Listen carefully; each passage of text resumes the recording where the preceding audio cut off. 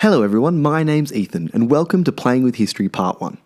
As I've grown up, I've loved history, whether it be TV shows like MASH, movies like Gladiator, or books like Percy Jackson. I've spent most of my life saturated by history content.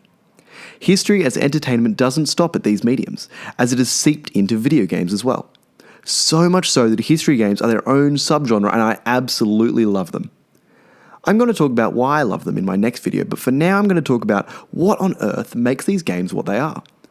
I'm going to talk genres, I'm going to reference clever people, but most of all, I want to talk about what makes these games different. Let's jump right in.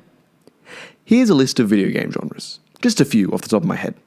Strategy, first-person shooters, city building, and more.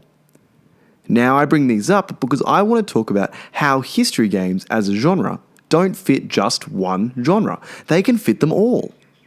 Let's match some games to these genres to prove that point.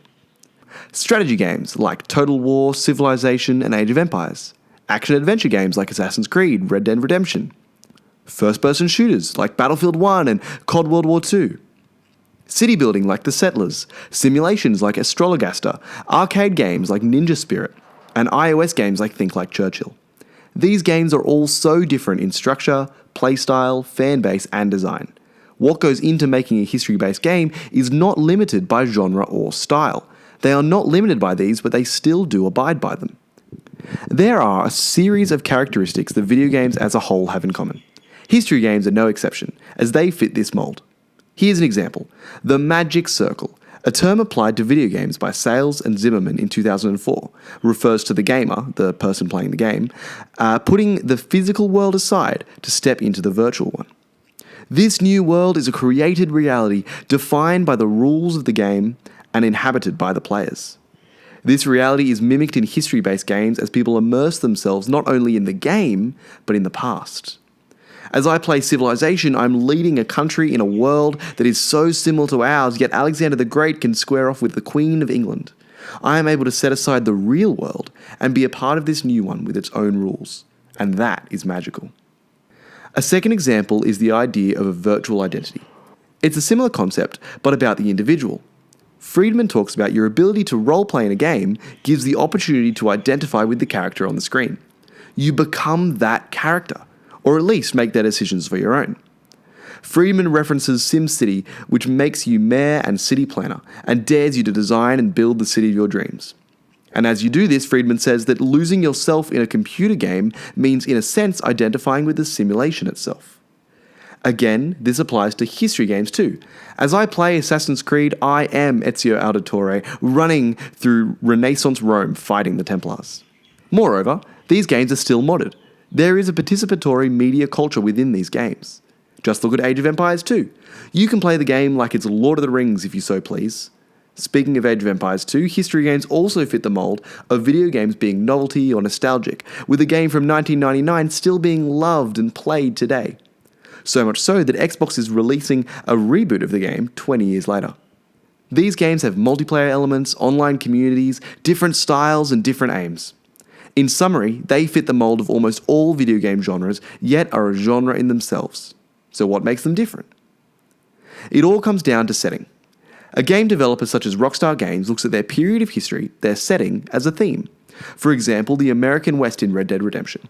These themes give game developers stories and settings that are real. This then allows them to play around real-time events. Civilization, for example, shows all these different dynasties growing at the same time. This isn't true, but it plays with the development of humanity, what makes a nation, how they are formed, and how they fall. People who play these video games can lead Caesar's Rome into the modern age. This isn't realistic, but it is a great example of using history as a basis, but not being constrained by it. As we play the game, the setting allows us to have a sense of empathy or connection with the game. As we are familiar with the theme, we are prone to immersion and enjoyment. Rockstar's GTA is a very similar game to Red Dead, as it's made by the same people, but it has a very different setting.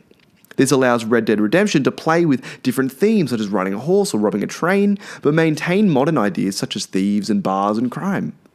They are similar games within the same genre, but Red Dead is a history game because of the setting. I want to conclude this by asking if these games are actually successful. Ilika from the University of Oulu researched this and comes to the conclusion that in the grand scheme of things, these games aren't that popular. In recent years, we've seen COD World War II selling over 12 million copies, Red Dead Redemption 2 selling 23 million, and Assassin's Creed Odyssey selling 1.4 million in its first week, and only not winning awards because of Red Dead Redemption. However, in the grand scheme of things, as of 2018, less than 10% of popular games are somehow related to history. What we see then is a niche that occasionally breaks out into popular culture, an entire genre of games that won't be played by everyone but will be known by everyone. In saying that, the numbers within the gaming industry is huge, and with history games being a genre that spans across all genres, it will always be successful and relevant as long as there is history to make the games about. Why is this important? I think that I'll be able to address this better in part 2, but I believe that once we understand the positive implications of these games, we will be wishing they were more popular. Thank you for listening to Playing with History Part 1. Tune into Part 2 for more of the implication of these games. And don't forget to like and subscribe.